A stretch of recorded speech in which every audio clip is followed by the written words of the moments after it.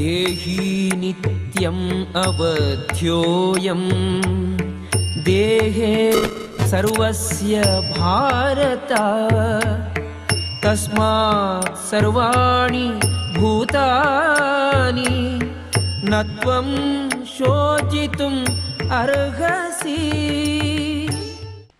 हे अर्जुन, यह आत्मा सबके शरीर में सदा ही अवध्य है। इस कारण संपूर्ण प्राणियों के लिए तू शोक करने योग्य नहीं।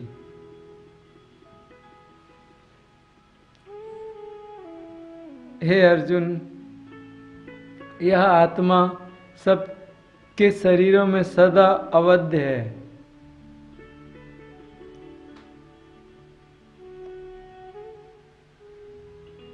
अवधो सहज समाधि भली, अयोध्या अवध्य, जिसका कोई वध ना कर पाए। हे अर्जुन, यह आत्मा सबके शरीरों में सदा ही अवध्य है।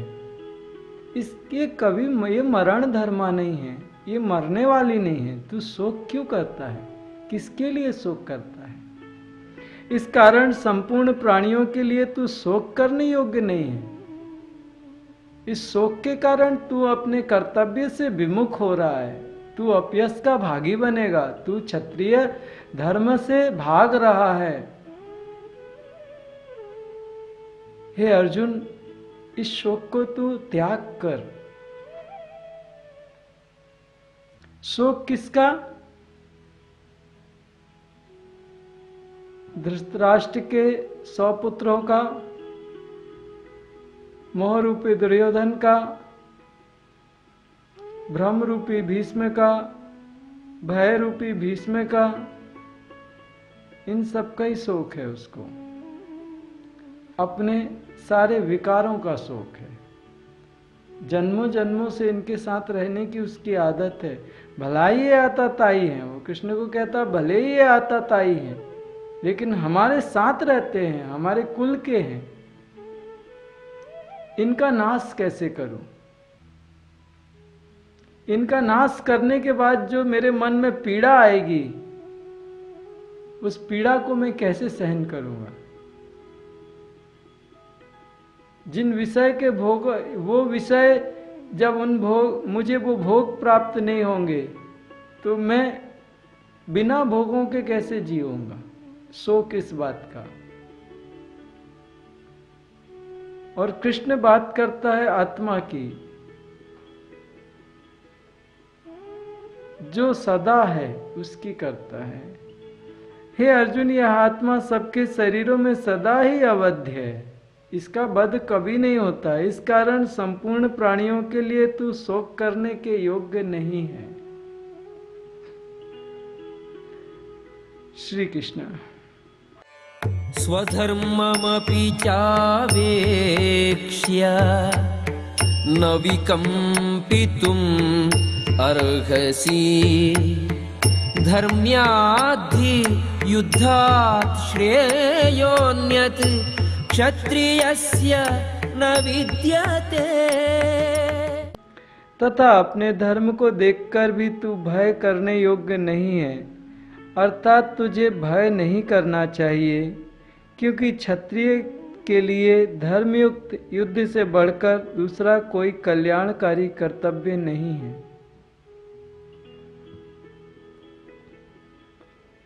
भगवान अर्जुन क्षत्रिय श्रेणी का साधक है। उसके अंदर गुरु की कृपा भरी हुई है। गुरु ने सजातीय वृत्तियां उसके अंदर जागृत कर दी है।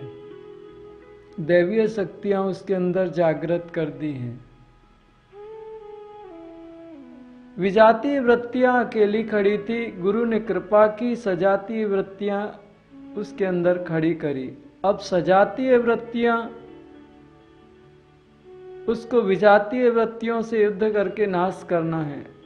इस समय जब वो गुरु कृपा को प्राप्त हो चुका है और वो विजातीय वृत्तियों का नाश करके अपने आत्म स्वभाव में स्थित होना चाहिए, इस समय वो डर रहा है कि मुझसे संसार छूटेगा। क्षत्रिय श्रेणी का साधक है। क्षत्रिय में भय आए, कायरता आती है, कर्तव्य विमुख होते हैं। अगर इस समय वो कर्तव्य विमुख हो गया तो अधोगति को प्राप्त होगा, नीचे जाएगा। उसके कर्म उसके ऊपर शासन करेंगे। वो विजातीय वृत्तियों का आधिपत्य हो जाएगा इस देह रूपी क्षेत्र में, इस रण क्षेत्र में विजेता होंगे वो विजातीय वृत्तियां।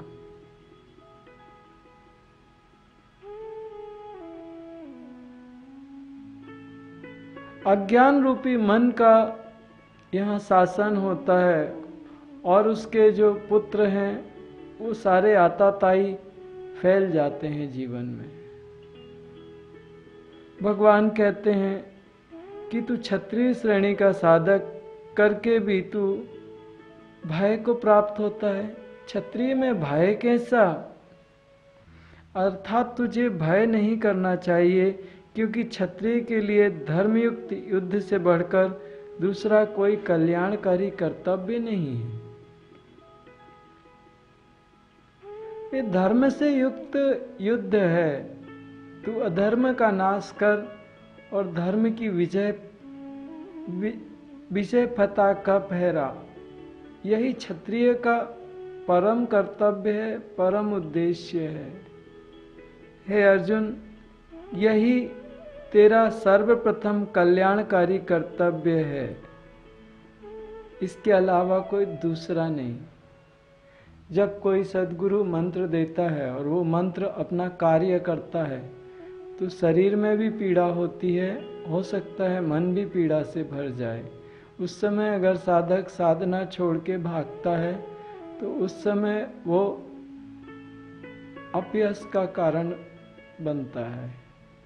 उस समय विजातीय वृत्तियों का और सजातीय वृत्तियों का शरीर में युद्ध होता है। उस समय साधक ने साधना नहीं छोड़नी, डट के साधना करनी।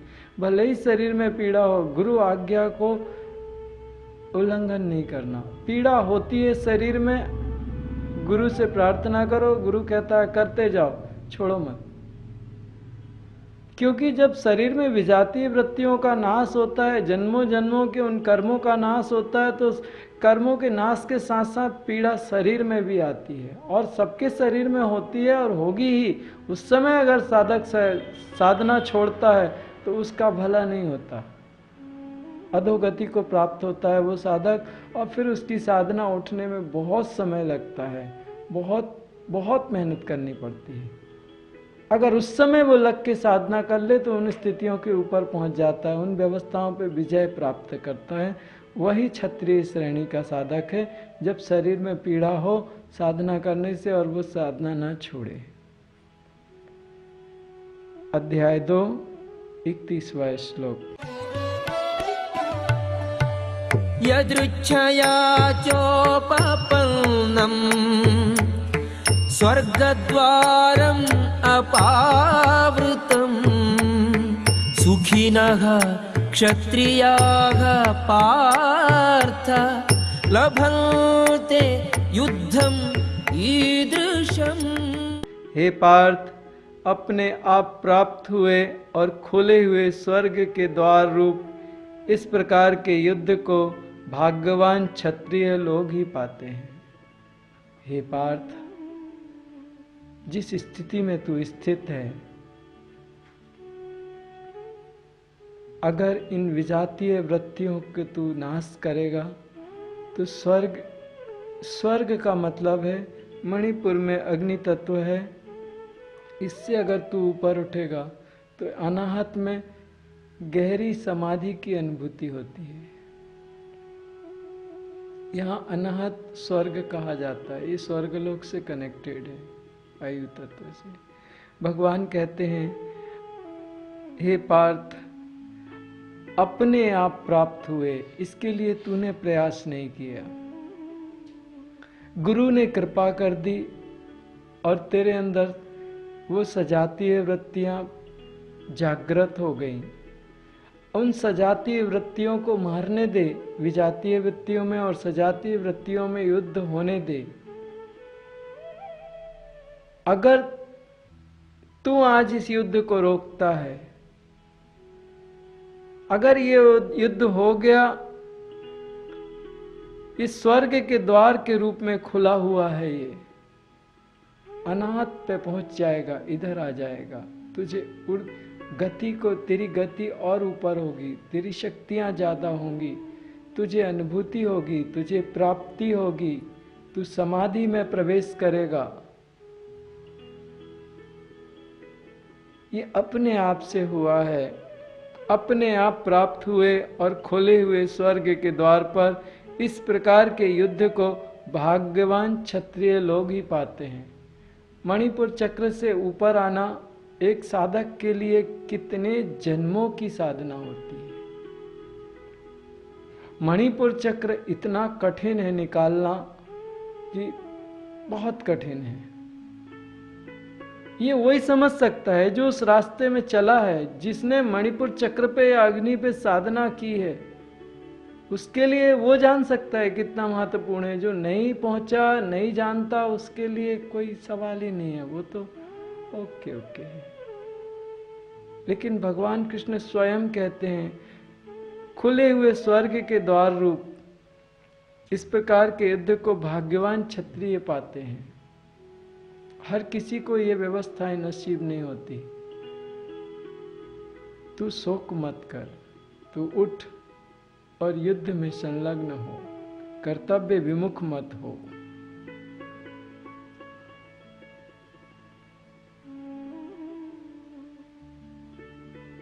मणिपुर चक्र, यहाँ पे अग्नि तत्व के साथ प्राण ऊर्जा का पावर जंक्शन होता है। यहाँ से ही पूरे शरीर में ऊर्जा प्रवाहित होती है और यहीं सबसे ज़्यादा कर्म यहीं पे बैठे होते हैं। विजातीय जो ऊर्जा है यहीं पे सबसे ज़्यादा पाई जाती है, सबसे ज़्यादा पाई जाती है। इसको जीतना बहुत कठिन है। जब साधक अग्नि की साधना करता है उस समय पीड़ा भी बहुत होती है, मन में भी पीड़ा भरती है। उस समय जो तमोगुणी कर्म है या रजोगुणी कर्म है, पूरी शक्ति के साथ साधक को कर्म से इधर उधर साधना से भटकाने का खूब प्रयास करते हैं। उस समय की साधक की अवस्था बिल्कुल ऐसी होती है जैसे इस अर्जुन की है, इससे भी ज्यादा दयनीय होती है। उन साधकों के आंखों में अश्रु होते हैं, मैंने स्वयं देखा और मैं स्वयं उस स्थिति से गुजरा हूं। उस पीड़ा के बारे में, जो उस पीड़ा को सह गया, जो उस पीड़ा को पी गया,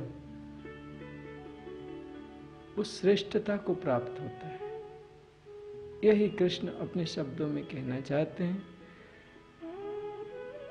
अध्याय 2 32वां श्लोक। श्री कृष्ण।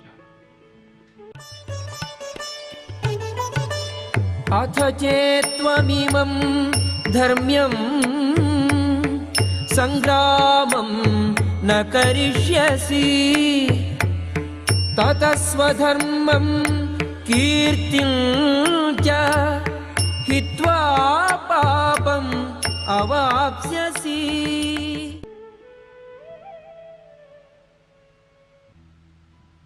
किंतु यदि तू इस धर्मयुक्त युद्ध को नहीं करेगा तो स्वधर्म और कीर्ति को खोकर पाप को प्राप्त होगा।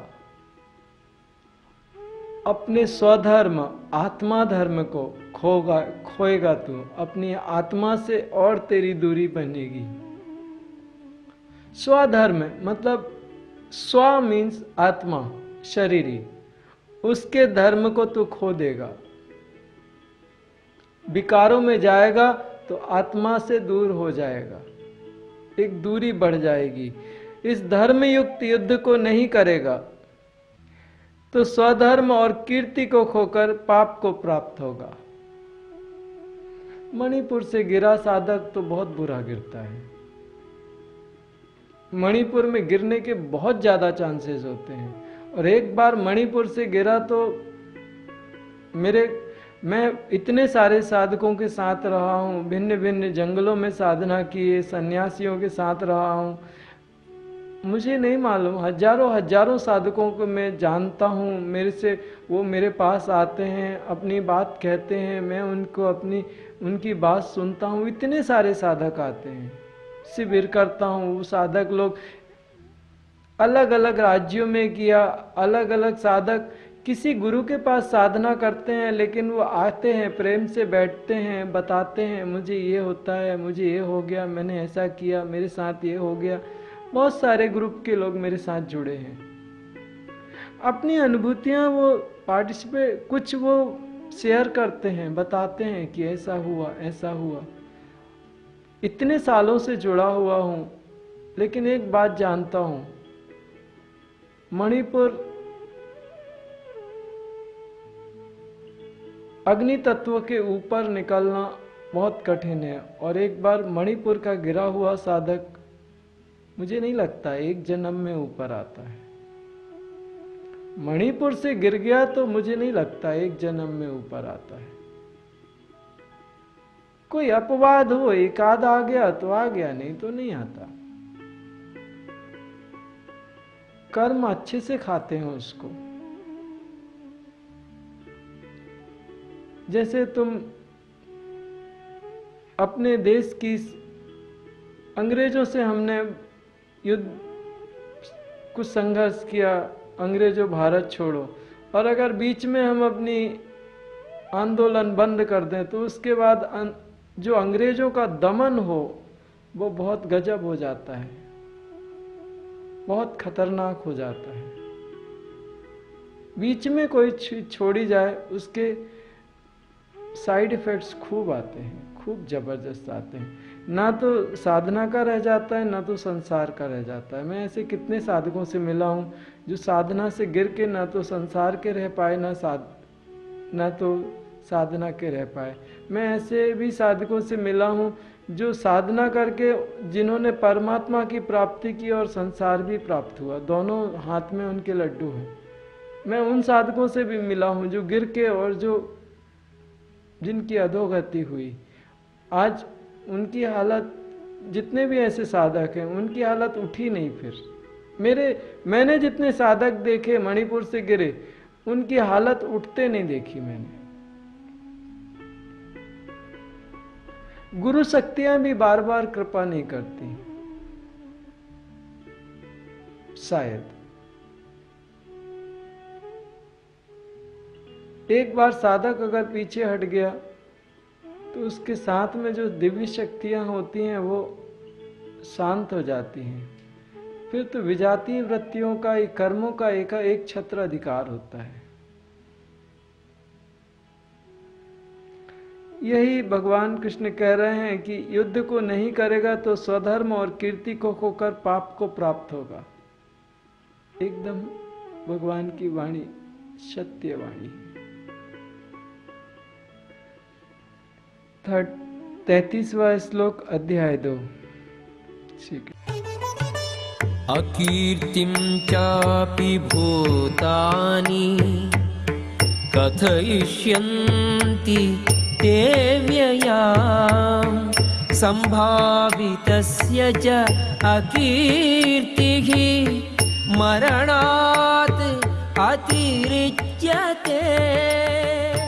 जब मैं उससे मिला था मुझे इतनी प्रसन्नता हुई कि कितनी अच्छी साधिका है, कितना अच्छी साधना है, कितनी अच्छी डिवाइन है, कितनी डिवाइन है।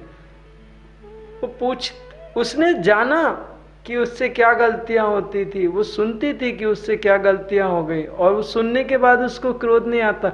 लेकिन जब दूसरी बार उससे मिले तो वो अपनी गलतियां सुनने को तैयार नहीं थी। वो एक ही बात चाहती थी कि मैं उसको अपनी ऊर्जा से उसको कंट्रोल करूं या उसको पनिश्ड करूं, उसको तकलीफ दूं किसी दूसरे को। तमोगुण उतर आया था, कहाँ सतोगुण में बैठी थी और कहाँ तमोगुणी हो गई। उस दिन मैं पीड़ा से भर के, मैं मैं उसको बोल के आया, लास्ट टाइम तेरे पास आया हूँ, 200-250 किलोमीटर में गाड़ी में ट्रेवल करके उससे मिलने गया। उसने मुझे बुलाया कि भैया जी आ जाओ, मुझे आपकी आवश्यकता है, मुझे बड़ी ज़रूरत है, आप आ जाओ। मुझे लगा कोई अच्छा काम हो गया, कोई साधक हैं, साधना करते हैं, अच्छे साधक हैं, इकट्ठे होके करते हैं, कोई होगा कोई तकलीफ वकलीफ, चलेंगे जाओ। जाके देखा तो मुझे लगा मेरे से गलती हो गई आके। और मैंने उस दिन बोला शायद मैं अंतिम बार आपसे मिल रहा हूँ या यहाँ आ रहा हूँ, क्योंकि इतना समय हम लोगों के पास रहता भी नहीं है कि इतनी ज़्यादा ट्रैवल करके किसी के पास जाएं और उसके लड़ाई झगड़े निपटाएं। वहाँ पे मैंने ये सारी व्यवस्थाओं को, ऐसे कितने साधकों में देखा, कभी देख के जिनकी प्रसन्नता हुई, वो कभी देख के उनको देख के पीड़ा हुई मन में कि काय को इन्होंने ऐसा किया। साधना पथ से च्युत हो गए और संसार के इन झगड़े लफड़ों में फंस गए। अब काय की साधना, अब कैसी साधना, अब तो बस टाइम पास है, धक्का मुक्की करें, वो थोड़ा तुम्हें बोले, वो थोड़ा तुम बोलो, थोड़ी तुम उनकी शिकायतें करो, आपस में एक दूसरे में संघर्ष हो गया। यहाँ पे यही बात भगवान कहते हैं, अपकीर्ति होगी। माननीय पुरुषों में अपकीर्ति मरण से भी बढ़कर है।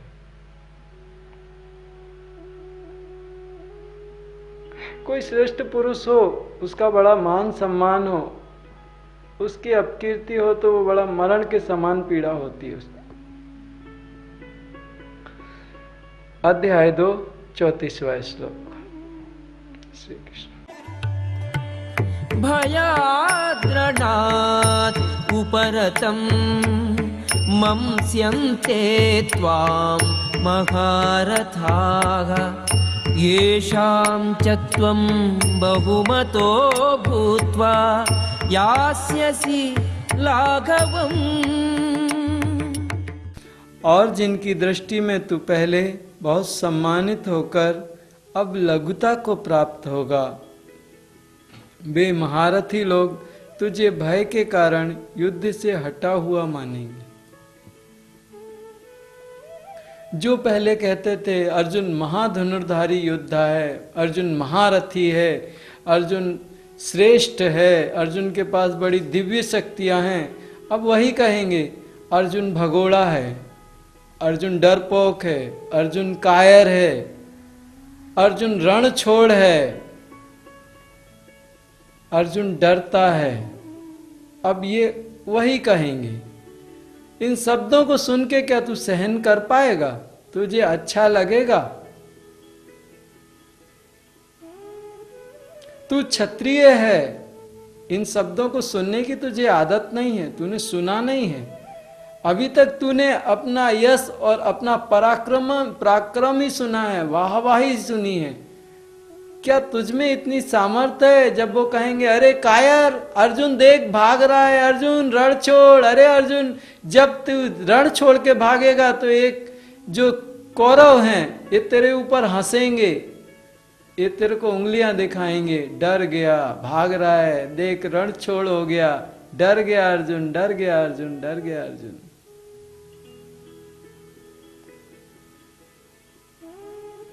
तुझे भय के कारण युद्ध से हटा हुआ मानेंगे। 35वां श्लोक। अवाच्य वादांश्च बहून् वदिष्यन्ति तवाहिताः न्यूदन्तस्तव सामर्थ्यं ततो दुःखतरं नु किम्। तेरे वैरी लोग तेरे सामर्थ्य की निंदा करते हुए तुझे बहुत से ना कहने योग्य वचन भी कहेंगे। इससे अधिक दुख और क्या होगा? हे अर्जुन, तू एक बार युद्ध से पलटेगा, युद्ध से भागेगा तो ये लोग तेरे को पता नहीं क्या क्या कहेंगे। उस समय तू क्या जवाब देगा? तू लोगों से क्या कहेगा? क्या कारण बताएगा? क्या तू नजरें झुका लेगा तू इनकी बातें जिंदगी भर सुनना पड़ेगी अर्जुन।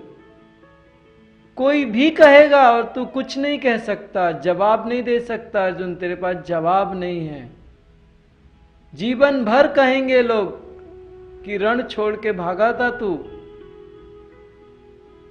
क्या तू सुन पाएगा अर्जुन? तू क्षत्रिय होके ये सब सहन कर पाएगा? कितनी क्षमता है तुझ में?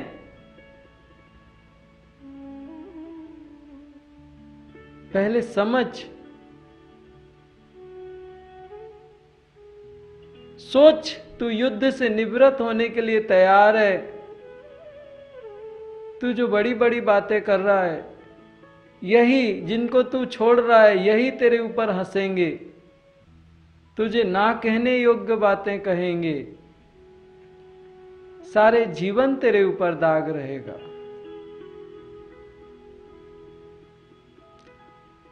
36वां श्लोक, अध्याय 2।